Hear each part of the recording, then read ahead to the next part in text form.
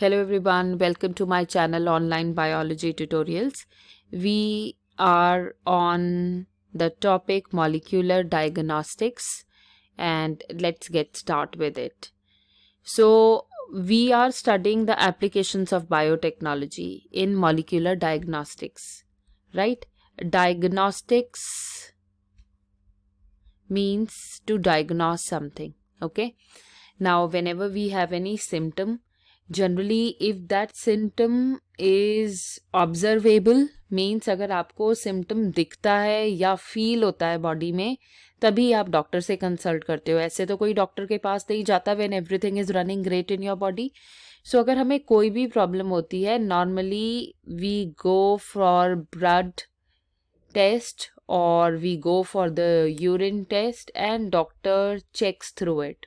Okay because हर cell की blood में एक लिमिट है कि इराइथ्रोसाइट्स कितनी होनी चाहिए, basophils, eosinophils, neutrophils, monocytes, macrophages and lymphocytes. There is a restricted number.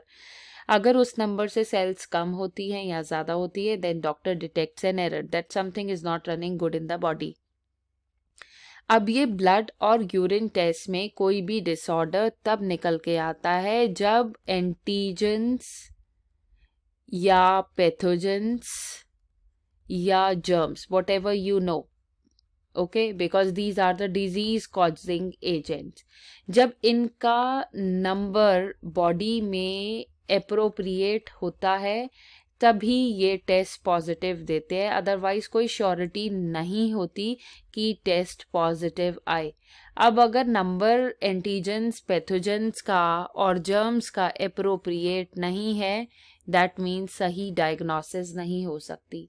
इस केस में हमें जो मॉलिक्यूलर अगर हम लेवल पे टेस्टिंग करें तो वो ज़्यादा फ़ायदेमंद है. तो कुछ ऐसे टूल्स हैं जिनकी हमने बात करी थी बायोटेक में which are use for diagnostics. ठीक है, इसमें से पीसीआर नंबर 1 पे है. उसके बाद हम यूज़ करते हैं ELISA, right, which is also very very important. और हम यूज़ करते हैं ऑटो रेडियोग्राफी. ठीक है, अब हम बात करते हैं इन सारे टेस्ट की वन बाय वन. सबसे पहले हम बात करते हैं पीसीआर का. पीसीआर आपको पता है किसको कहते हैं? पॉलीमरेज चेन रिएक्शन को कहते हैं. अगर हमारे पास डीएनए कम है, ठीक है, तो हम उस डीएनए के कंटेंट को बढ़ा सकते हैं बाय डूइंग द पीसीआर. मान लो अगर किसी के अंदर स्मॉल अमाउंट में एंटीजन है और हम उसे चेक करना चाहते हैं कि वो एंटीजन है बॉडी में या नहीं है, तो वो नॉर्मल आपके ब्लड और यूरिन कल्चर से टेस्ट पॉजिटिव नहीं आएगा because as I said because the numbers are not appropriate in the body might be the test will come negative. So हमें एक करेक्ट कंक्लूजन ड्रॉ करने के लिए जिस भी पर्सन को हम सस्पेक्ट कर रहे हैं उसका डीएनए हम पीसीआर से रन करा लेंगे. अब जायज़ सी बात है कि अगर हम पीसीआर से डीएनए रन करा रहे हैं और उसके अंदर एंटीजन का भी जेनेटिक मटेरियल है तो जैसे जैसे डीएनए रेप्लिकेट होगा एंटीजन भी रेप्लिकेट होगा. दैट मीन्स हमारे पास जो एंटीजन है उसका जो अमाउंट है वो बढ़ जाएगा. यानी हमारे पास डीएनए पीसीआर से एम्प्लीफाई तो होगा ही होगा, साथ में जो एंटीजन है ये भी एम्प्लीफाई हो जाएगा. जब ये एम्प्लीफाई हो जाएगा तब हम प्रॉपर कोई भी टेस्ट करके ये डायग्नोस कर सकते हैं कि उस पर्सन को पर्टिकुलर डिजीज है या नहीं. दैट मीन्स हम डीएनए का नंबर बढ़ा रहे हैं, एंटीजन का नंबर बढ़ा रहे हैं, और बिकॉज नॉर्मल टेस्ट के लिए amount of antigen should be more so that correct conclusion can be drawn. Okay, so PCR is one application in the diagnostics. Another test is ELISA, which stands for enzyme linked immunosorbent assay. ये diagnostic test है ads के लिए. हमने ads में भी पढ़ा था इसे चैप्टर नंबर 8 में कि एड्स स्पेसिफिकली एलाइजा से ही ट्रीट होता है, राइट, एलाइजा से डायग्नोज होता है रादर.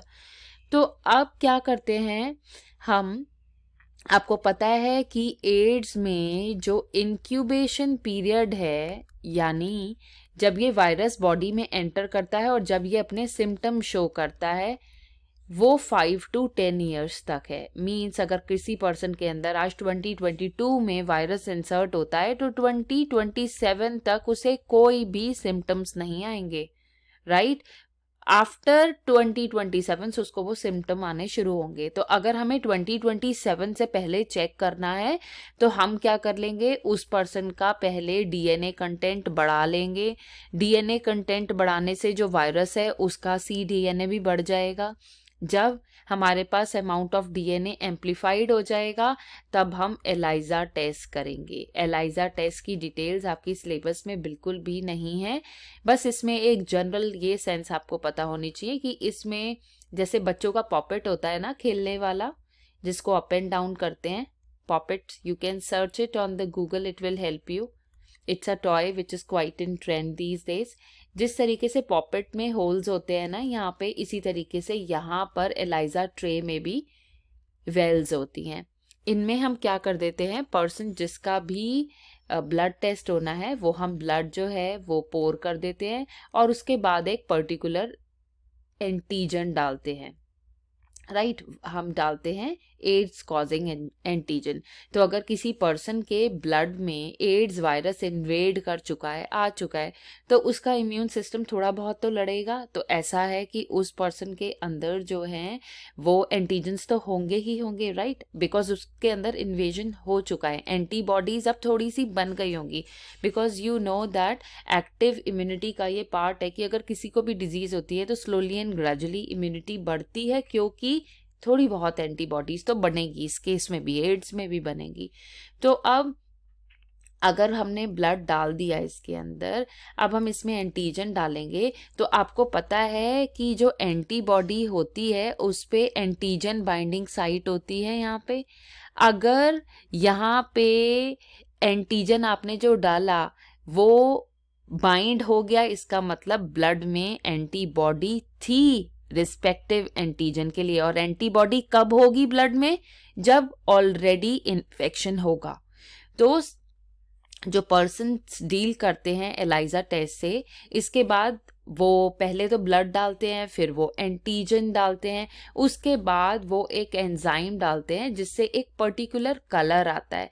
कलर आने का मतलब है कि एंटीबॉडी और एंटीजन आपस से बाइंड कर चुके हैं। तो अगर कलर आता है तो टेस्ट पॉजिटिव होता है, मतलब the person is suffering from ads.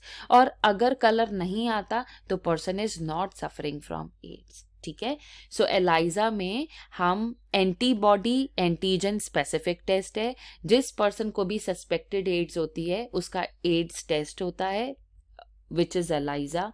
हम ब्लड को डाल देते हैं वेल्स में। अगर ब्लड में एंटीजन होगा तो थोड़ी बहुत एंटीबॉडी होगी। एंटीबॉडी जो है वो इन वेल्स के साथ स्टिक कर जाती हैं। उसके बाद हम एंटीजन डालते हैं। एंटीजन अगर रिस्पेक्टिव एंटीबॉडी के अगेंस्ट है तो एकदम बाइंड कर जाएगा। लॉक एंड की थ्योरी जैसे एंजाइम और सबस्ट्रेट की होती है, ऐसी वो एंटीबॉडी और एंटीजन में बिल्कुल ऐसे बाइंड करते हैं।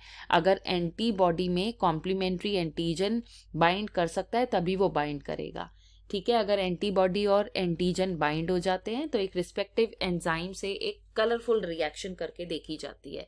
अगर कलरफुल रिएक्शन होती है तो that means the person is positive, otherwise it is not. So आप ये अच्छे से पढ़ोगे कि एलाइजा जो है it is a diagnostic test for AIDS. Autoradiography में हम रेडियो एक्टिव डीएनए को यूज करते हैं, जिसे हम प्रॉब भी कहते हैं। So radioactive nucleotides use करी जाती हैं डिटेक्ट करने के लिए to find out a certain disorder. The details of auto radiography are not much in your syllabus, so you just need to know the term. So if a question comes, how biotechnology concepts can be used for molecular diagnostics, so you need to write for PCR that it can amplify the DNA content along with the genetic material of the antigen, which helps in drawing the correct conclusion, because otherwise the routine tests, blood and urine tests, they can come positive only if certain amount of antigen is there, means a level of antigen should definitely be reached, otherwise blood or urine report normal आती रहेंगी. ELISA is a specific test for detecting AIDS, and autoradiography is a tool in which radioactive nucleotides are used, which are serving as a purpose of probe and important in diagnosing a particular disease. So इस topic में इतना ही. I hope you are already subscribed to my channel. If not, kindly do so with your friends also. Thank you.